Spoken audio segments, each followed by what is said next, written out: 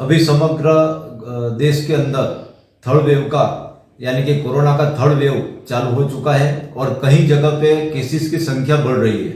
लेकिन इस बार जो पहले 1 और 2 में जो प्रॉब्लम होता था, इतना प्रॉब्लम अभी नहीं हुआ है।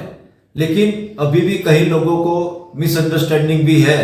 तो आज हमारे साथ हरिया हॉस्पिटल के सुपरिटेंडेंट डॉक्टर सिंह साहब, जो बहुत ही सीनियर डॉक्टर समग्र साउथ गुजरात में माना जाता है, तो सिंह साहब से हम बात करेंगे वैक्सीन के बारे में, कोरोना के बारे में और क्या क्या प्रिकॉशन लेना चाहिए। तो सर, अभी थर्ड वेव जो चालू हुआ है और इसमें मरीजों की संख्या दिन प्रतिदिन बहुत झड़पी बढ़ रही है, तो क्या परिस्थिति है अभी का? देखिए, जो मैं सबसे पहले तो जो अपने विचार व्यक्त कर रहा हूँ, ये मेरे पर्सनल है, मैं अपने एक्सपीरियंस से कर रहा हूँ।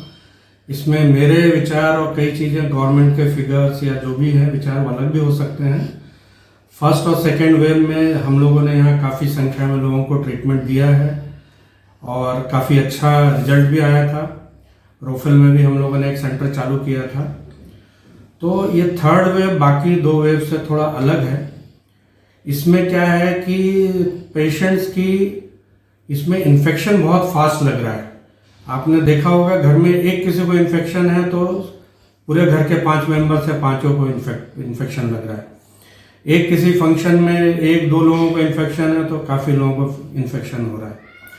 परंतु मेरा पर्सनल ऐसा अनुभव है कि जो फर्स्ट और सेकेंड वेव में जितनी ये बीमारी खतरनाक थी, उस तरह से इस बार इतनी प्रॉब्लम नहीं है। खाली लोगों को हल्का सर्दी, बुखार, खांसी वगैरह होता है। ऑल्दो नंबर बहुत फास्ट बढ़ रहा है और काफ़ी लोगों को इन्फेक्शन हो रहा है, पर घबराने की कोई ज़रूरत नहीं है, क्योंकि ये जो है बीमारी इस बार बहुत ही माइल्ड है।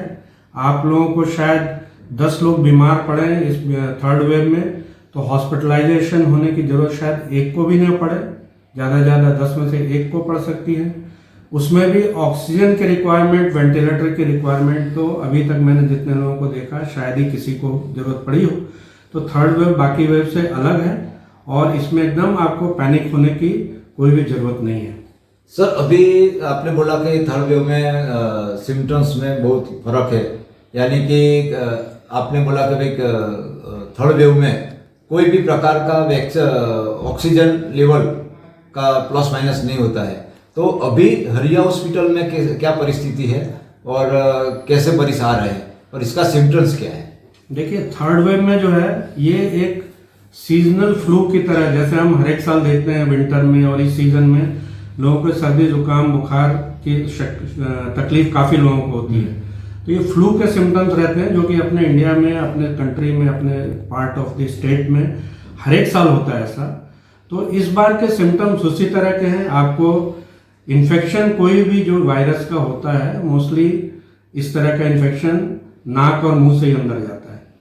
तो नाक से जाएगा तो क्या होगा, आपको सर्दी होगा, नाक से पानी आ सकता है, नाक में कंजेशन हो सकता है, छींक आएगी और नाक बंद हो सकती है। नाक से इन्फेक्शन गले में उतरता है, गले में उतरेगा तो क्या होगा, गले में खसखसाहट होगी, गले में इरिटेशन होगा और सूखी खांसी आ सकती है। और आगे बढ़ के अगर ये लंग्स में चला जाए तो आपको कफ निकलना चालू हो जाता है, सांस में तकलीफ होती है, चेस्ट पेन होता है और ये सब तकलीफ होती है। और उस स्टेज पे कई लोगों को ऑक्सीजन की कमी हो सकती है। पर पिछले 1 महीने से जब से ये थर्ड वेव वगैरह आया है, हमारे हॉस्पिटल में हमने तैयारी पूरी रखी है, वार्ड भी क्रिएट किया है, रोफेल कॉलेज भी चालू किया है। पर इस तरह के कोई भी सीरियस मरीज जिनको कि ऑक्सीजन की ज़रूरत हो, वेंटिलेटर की ज़रूरत हो, ऐसा बहुत देखने को नहीं आ रहा है। इसलिए इस बार का मेरा कहना तो यही है और मेरा मानना ये है कि ये बीमारी काफ़ी माइल्ड है और लोगों को पैनिक होने की बिल्कुल भी ज़रूरत नहीं है। सर, इसमें किसको टेस्टिंग कराना जरूरी है और कहाँ? बहुत अगत्य का प्रश्न ये है कि कहाँ करना चाहिए टेस्टिंग? ये क्वेश्चन आपने बहुत अच्छा पूछा है, क्योंकि आजकल काफ़ी लोग टेस्टिंग करवा रहे हैं। कुछ लोग डायरेक्ट मार्केट से किट्स खरीद के खुद ही अपना टेस्ट कर लेते हैं। कुछ कंपनीज वाले घर पे आकर टेस्ट करते हैं। टेस्टिंग भी 2 टाइप के होता है, एक एंटीजन टेस्ट होता है, रैपिड एंटीजन टेस्ट, जो कि प्राइमरी स्क्रीनिंग या जो मार्केट में भी मिल रहा है, जो कि लोग टेस्ट कर सकते हैं। दूसरा RT-PCR टेस्ट होता है। तो मैं तो ये बोलूँगा कि सबको टेस्ट कराने की ज़रूरत नहीं है। आपको अगर सर्दी जुकाम बुखार थोड़ा बहुत है तो ये मान के चलें कि शायद ये ऑर्डिनरी सर्दी बुखार भी हो सकता है या कोरोना वेरिएंट हो भी सकता है, पर अगर माइल्ड होगा तो 3-4 दिन में निकल जाएगा। इसलिए आपको 3-4 दिन तक तो कराने की पैनिक होने की ज़रूरत ही नहीं है। टेस्ट उन्हीं को कराने की ज़रूरत है जिनको कोमॉर्बिडिटीज़ होती हैं, जैसे कि जिनको एक तो एज जो है 60 के ऊपर है, जिनको डायबिटीज़ है, हाइपरटेंशन है, किडनी प्रॉब्लम है, कैंसर की प्रॉब्लम है, या जिनकी इम्यूनिटी बॉडी की बहुत डाउन है। ऐसे लोगों को अगर सर्दी बुखार जुकाम खांसी और ऐसे लक्षण लगते हैं कि कोरोना हो सकता है, ऐसे लोगों को टेस्ट कराना चाहिए। हेल्दी आदमी हो जिनको कोई तकलीफ नहीं हो रही, खाली सर्दी जुकाम बुखार हो गया, ऐसे लोगों को टेस्ट की और भागने की, हॉस्पिटल में जाने की, लंबी कतार लगाने की, वेट करने की ज़रूरत बिल्कुल भी नहीं है। जो मैंने बोला वैसे लोगों को ही खाली टेस्टिंग की ज़रूरत है। और टेस्टिंग भी जैसा मैंने बोला 2 टाइप का होता है। तो जो RAT रैपिड एंटीजन टेस्ट होता है वो स्क्रीनिंग टेस्ट है, पर अगर आपको पॉजिटिव आता है तो अपने आप को मान के चलें कि आप कोरोना पॉजिटिव हैं। पर निगेटिव आता है तो आपको, और फिर भी लक्षण हैं, सर्दी खांसी बुखार जो है कम नहीं हो रहा है, उसके बाद भी 3-4 दिन 5 दिन तक, तो आपको RT-PCR टेस्ट कराना चाहिए। और RT-PCR टेस्ट जो है वो अगर निगेटिव आता है तो आगे कोई टेंशन की फिक्र की कोई ज़रूरत नहीं है। सर यहाँ वापी में RT-PCR टेस्ट कहाँ होता है? देखिए RT-PCR टेस्ट जो है गवर्नमेंट के हर एक सेंटर में होता है, हमारे यहाँ भी होता है। हम सैंपल लेके उसको सूरत भेजते हैं। जो गवर्नमेंट डिजिग्नेटेड लैब है वहीं ये टेस्ट होता है।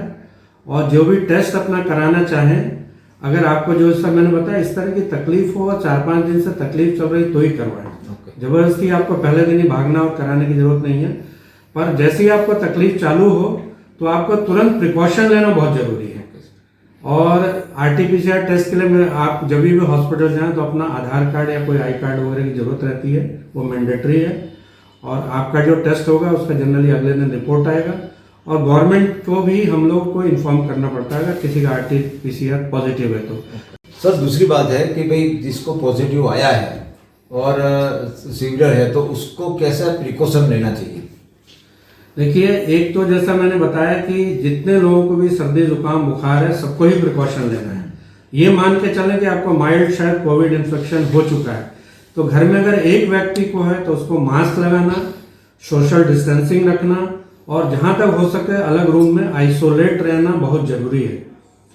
4-5 दिन निकल जाए फिर भी हो तो उनको टेस्ट कराना चाहिए। और बाकी लोगों को भी अपना प्रिकॉशन लेना चाहिए, गार्गल्स करना, भाप लेना, विटामिन की गोली लेना, काढ़ा पीना, अपने आप को हाइड्रेट रखना, ये सब प्रिकॉशन सबको जरूरी है। जहां तक हो सके बाहर न निकले, बाजार में ना जाएं, भीड़ भाड़ वाली जगह पे ना जाएं, सोशल फंक्शंस में ना जाएं। बहुत मजबूरी आए तो मिनिमम टाइम के लिए जाएं, मास्क लगा के रखें और सोशल डिस्टेंसिंग मेंटेन करके रखें।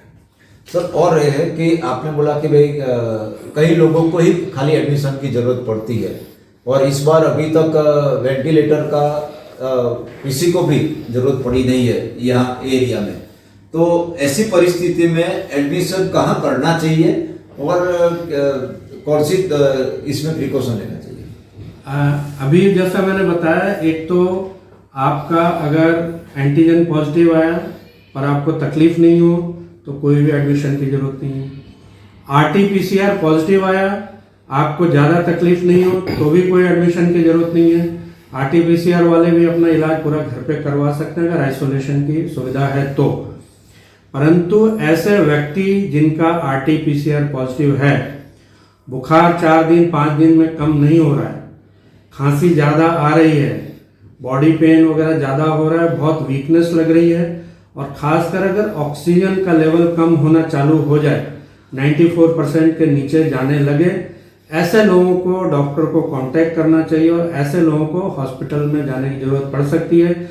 इसके अलावा किसी को भी हॉस्पिटल में एडमिट होने की जरूरत नहीं है।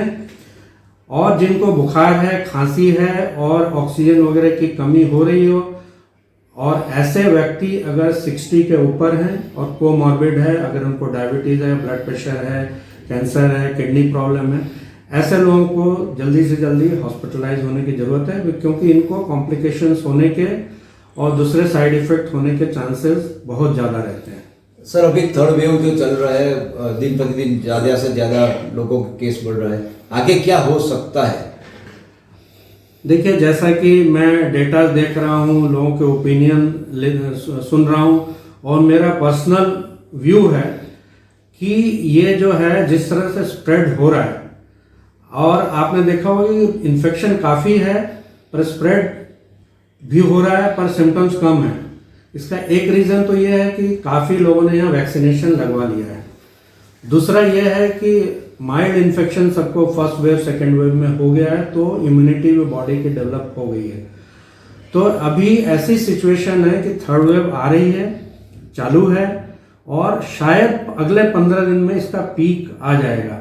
अभी जैसे अंदाजन 1 लाख केसेस शायद पर डे हो रहे हैं, 2 लाख तक भी पहुंच रहे हैं, तो ये और बढ़ेंगे और 15 दिन में एकदम मैक्सिमम हो जाएगा, और उसके बाद बहुत ही रैपिडली ये कंट्रोल में भी आ जाएगा।